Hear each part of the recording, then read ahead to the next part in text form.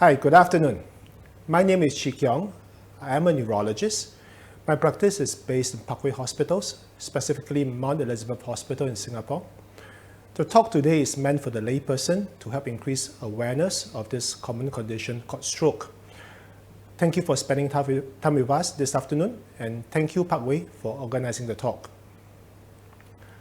Now, before we start, I'd like to give us a brief outline of what we will discuss today. Well, firstly, we will talk about the size of the stroke problem and explaining the details of what happens during a stroke and the effects on the sufferer of a stroke. Afterwards, we will talk about the causes of a stroke, what we can do for treatment, and how we can prevent it. Now, we know that stroke is a major health problem worldwide. In most countries, it is one of the major or the leading causes of mortality and death. A paper published in the New England Journal of Medicine in 2018 estimates that 1 in every 4 persons would have a stroke in their lifetime.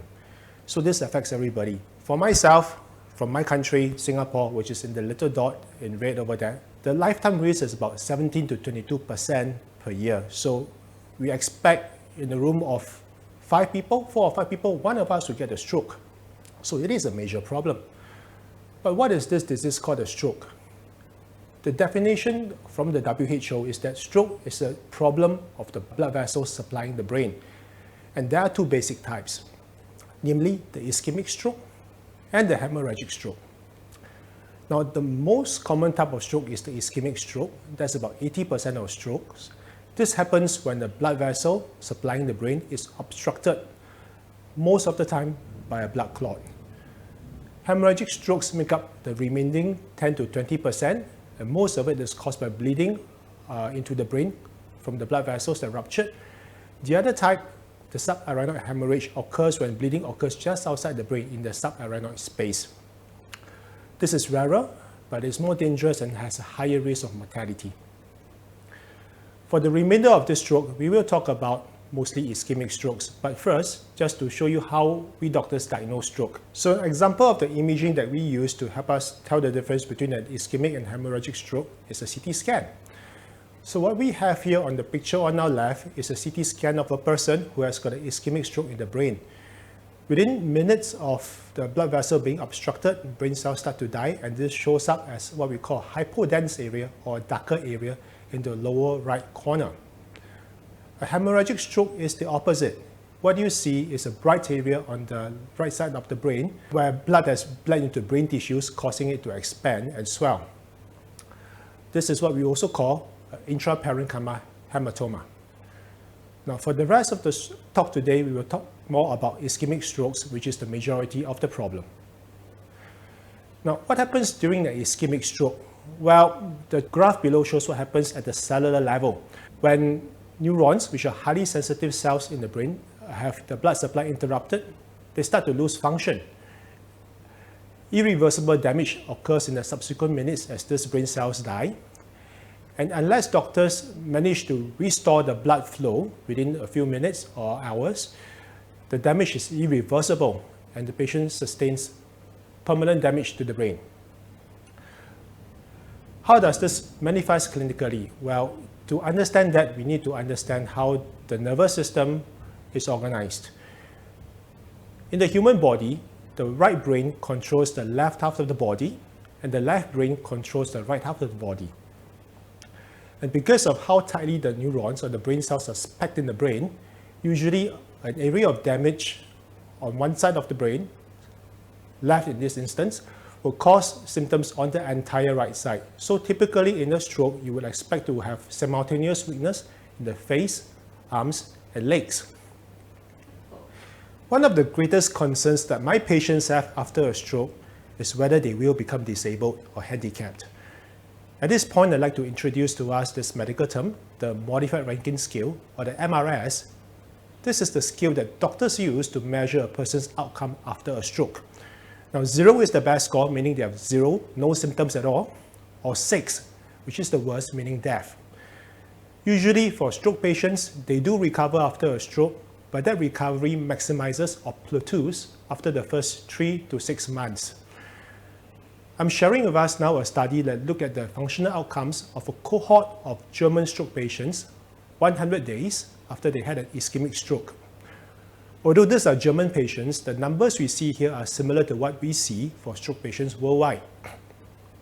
So at the end of the first 100 days, which is about 3 months, 20% of patients have complete functional recovery. They have no symptoms at all, and they score 0 on this MRI scale. 26% of patients have a little bit of symptoms. Perhaps it was a little bit of weakness or numbness, but they have no restrictions in their usual activities. That means if they were playing sports, they were playing golf or badminton every day, they went back to doing that. Another 15% of patients are left with more severe symptoms. They also have some weakness or numbness on one side of the body, but unlike those with MRIs of 1, they are unable to go back to their usual activities, meaning perhaps they couldn't play golf anymore. But these people remain independent and they are able to care for themselves. So you can see the modified Rankin scale score of 0 to 2 represent good outcomes. So what happens to the remainder? Those with a modified Rankin scale of 3 have moderate disability. They need help with the activities of daily living, such as dressing or bathing, but crucially, they are able to walk by themselves, but perhaps with a walking stick or walking frame. At MRIs 4, they have even worse disability. Similar to 3, they need help with their daily activities, but now they are unable to walk. At MRI scale of 5, which is even worse, the stroke patient is now so disabled that they require constant nursing care and attention and cannot be left alone by themselves. Finally, 6, which I've said earlier on, is death. So this is for the first 3 months after a stroke. What happens in the longer term? Well, the Perth Community Stroke Study gives us an idea of what to expect. What they did in this study, they followed up 6,000 patients in the first 10 years after they had a stroke. At the end of the first year, what they have found is that 11.5% of these patients have demise. And that is in patients who have received medical care for stroke. The corollary is that in patients who have not received any care, the estimation is 62% of them will be either dead or disabled at the end of 6 months. We follow up these patients for 5 years, and this is what we see. 42% of them have survived. 18% of them had another stroke. 36% of them are disabled, and 14% are so disabled they needed to be in a nursing home. Overall, stroke tends to reoccur. At the end of the first month, the reoccurrence rate is about 3%. At the end of the first year, about 11%. And for subsequent years after that, it is 4% for every year. So it is very important that we prevent a stroke after it's occurred. But let's look at the risk factors to see why a person gets a stroke in the first place. The interstroke study that was published in Lancet in 2010 suggests that there are 10 modifiable risk factors that are associated or potentially causes 90% of all the strokes worldwide. The bars on the left show the magnitude of the effect, meaning how much risk these risk factors give to an individual patient. And the percentages on the right reflect the number of strokes they are thought to cause in the entire population. I've highlighted the bottom 3 because those are the ones that most greatly increases the individual person's risk of having a stroke. So potentially, if we were to treat all of these risk factors, we can significantly reduce our own personal risk of a stroke and that of the whole population at large. However, not all causes are treatable, and one untreatable cause is age. Because no matter what happens, we know that the risk of stroke doubles for every 10 years of age after the age of 55. Now, how do we treat strokes? I mean, this topic is going to be too big that I cannot explain this to us within the scope, within the timing of this talk, but I thought it's good to share with us a few things to broaden our general knowledge. Now, typically when a person has a stroke, doctors in the hospital would conduct investigations to find out what the underlying cause is. The purpose is so that we can target treatment to prevent the recurrence of a stroke. And I've said to you guys earlier that it is about 11% in the first year. This is what we call secondary prevention. Sometimes surgery might also even be needed in the acute phase, just after a stroke, or even later on to prevent stroke recurrence. And finally, for most, if not all stroke patients, rehabilitation is an integral part of the treatment, but I do not have time to explain more about that. Now, for medications, you will hear that most people after a stroke will receive blood thinners. This would usually be divided into two classes of medications: antiplatelets, which are commonly aspirin and Plavix, and anticoagulants. This would typically be drugs like warfarin, rivaroxaban, apixaban, and dabigatran. Now, these drugs are less commonly used because they have an increased risk of bleeding, but are extremely useful for patients with atrial fibrillation, a particular cardiac cause of stroke that increases a person's risk of stroke recurrence by a big amount, such that they warrant the increased bleeding risk from these anticoagulation medications. I'll sidetrack now to just talk a bit about atrial fibrillation so that we have an idea of what this is all about. Atrial fibrillation is a condition where the top two chambers of the heart, which we call the atria, do not beat properly, but they fibrillate. So just vibrate a little bit. And because of this vibration, the blood doesn't flow very well within the atria, and clots tend to form. Were these clots to drop out and flow into the bloodstream with the rest of the blood, there is a chance that these clots will lodge within the brain and obstruct the blood vessel. A stroke then results. To detect atrial fibrillation, we commonly have to put the patient on ECG monitoring, and this can be implantable or external monitoring devices. Recent studies have shown us that implantable devices are much better than external devices, but for these details, I will leave to my cardiologist colleague, Dr. Edgar Tay, who will speak to us more about that later on. I'll go on now to talk to us about a special form of a stroke, which very unusually will require surgical treatment, and that is the malignant MCA infarction. What is that? Well, the largest artery within the brain is the middle meningeal artery, or the MCA. A stroke in this area would actually damage a large area of the brain and cause a lot of swelling. Now, most of the time, this is not a major problem, but within the confines of the brain, the swelling has no other place to go, and it can cause torsion or shifting of the middle part of the brain, which is the brainstem, circled in this red circle over here. And the brainstem gets shifted or torted, it can be damaged, and this can be life-threatening, and that is because the brainstem controls vital functions such as the person's heart rate and breathing. What surgeons can do then is they can perform this surgery called a deep compressive craniectomy, where they remove skull from around the damaged parts of the brain to allow it to shift outwards, to limit the pressure on the brainstem and to preserve the stroke patient's life. And the result of this surgery is very significant. Now, the bar charts show the difference in outcomes for patients who undergo decompressive craniectomy and those who do not. Those who do not are in the conservative bar shown above. You can see that the mortality in these patients is 71% versus 22% in those who have undergone decompressive craniectomy. So this is a highly efficacious and life-saving treatment. So what else can we do to prevent a stroke from reoccurring? Well, I will just bring up hypertension because it is a major modifiable risk factor, as well as two other conditions that are amenable to surgery or procedures, and that is the closure of the patent foramen ovale and carotid revascularization. Now, hypertension, as we all know, is a major risk factor for strokes.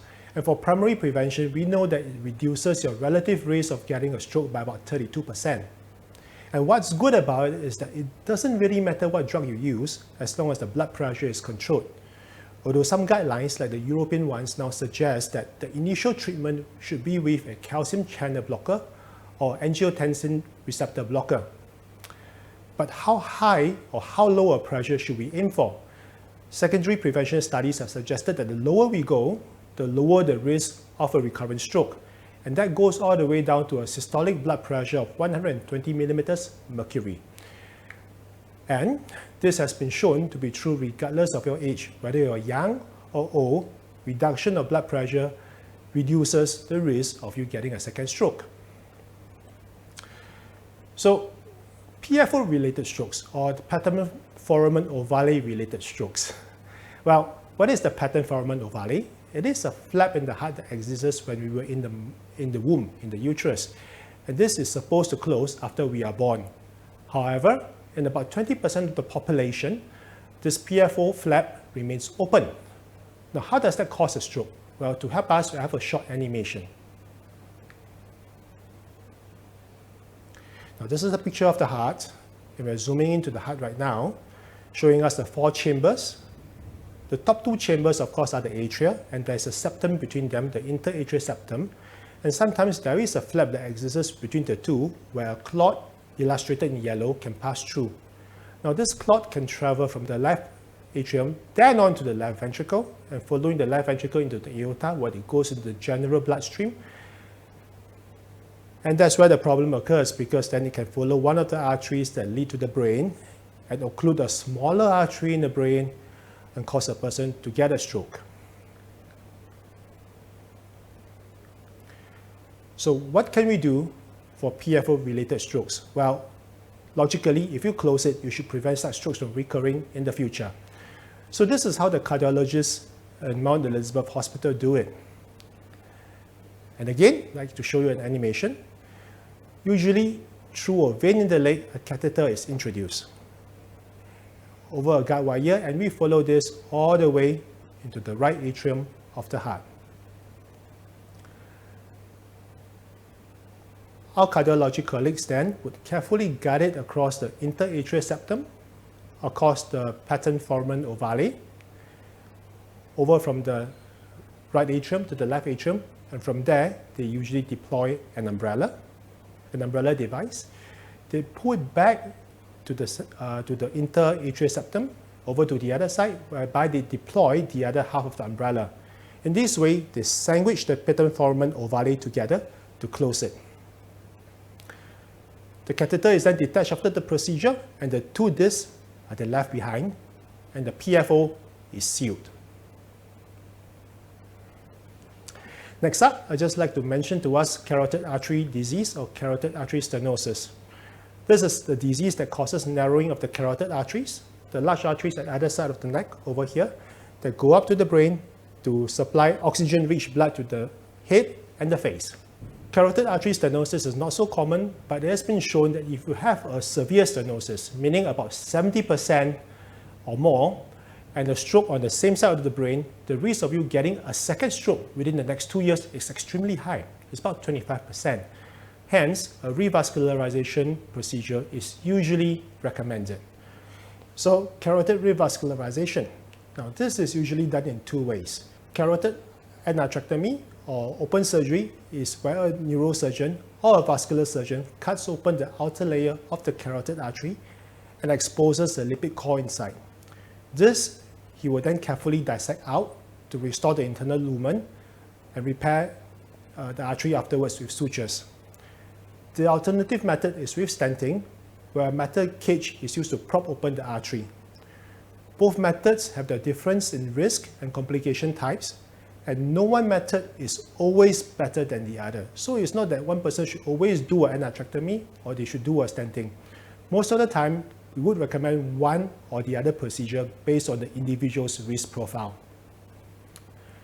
And as you can see from the bar charts that I'm presenting over here, the greater the degree of stenosis, the greater the degree of narrowing in the carotid artery, the greater the risk of another stroke, and the earlier you do the revascularization, the greater the benefit.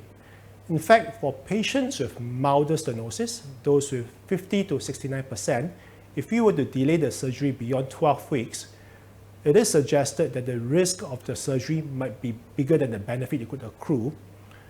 So it is important to do this surgery as soon as it's feasible. With this, I've come to the end of my slides, and I'd like to open up for questions if there are any. Thank you.